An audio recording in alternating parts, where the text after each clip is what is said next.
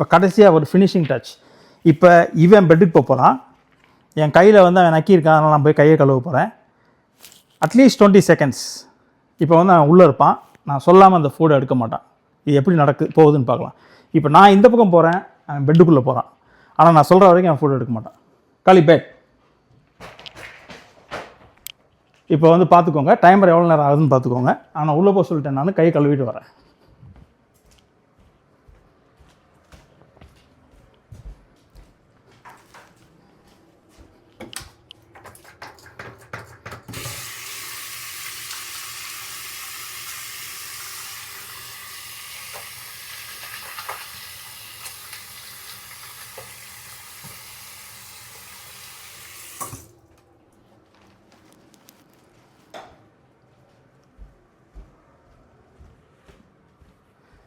இப்போ ரெடியாக வெயிட் பண்ணிகிட்டு இருக்கான். இப்போ நான் திரும்ப வந்துட்டேன்.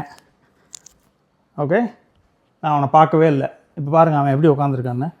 இந்த செல்ஃப் கண்ட்ரோல் நீங்கள் கொண்டு வந்துட்டீங்கன்னா அவங்க டாக்கிட்ட நீங்கள் எவ்வளோ அளவுக்கு அந்த டாக்கை ட்ரெயின் பண்ணிடலாம். ஆனால் இதுக்கு எவ்வளோ நாள் ஆச்சு, இது ஸ்டெப் பை ஸ்டெப் எப்படி பண்ணேன்றதை வர வீடியோக்களில் பார்க்கலாம். தொடர்ந்து உங்கள் சப்போர்ட்டுக்கு நன்றி. காலி, டேக் இட், குட் பாய். இதாங்க ஃபுட் இம்பல்ஸுக்கு மேலே இருக்கிற பாண்ட், ஒரு ஓனருக்கும் டாகுக்கும் இருக்கிற பாண்ட். அதுக்கு நம்ம மேலே இருக்கிற நம்பிக்கை, இதெல்லாம் தான் நம்மளை ஒரு நல்ல லீடராக கொண்டு போகும்.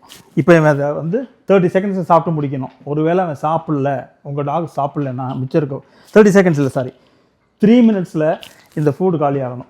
3 மினிட்ஸில் அவன் ஃபுட் காலியாகாமல் பாதியில் விட்டுட்டு போயிட்டான்னா திரும்ப ஒரு 30 செகண்ட்ஸ் வெயிட் பண்ணலாம் சாப்பிட்றான்னு பார்க்குறதுக்கு. அதுக்கு மேலே இல்லைன்னா அந்த ஃபுட் மிச்சத்தை வந்து கொண்டு போய் கொட்டிடணும். இல்லைன்னா திரும்ப இந்த மாதிரி கிபிளாக கொடுத்தீங்கன்னா திரும்ப பேக்கில் போட்டுருங்க. டாக்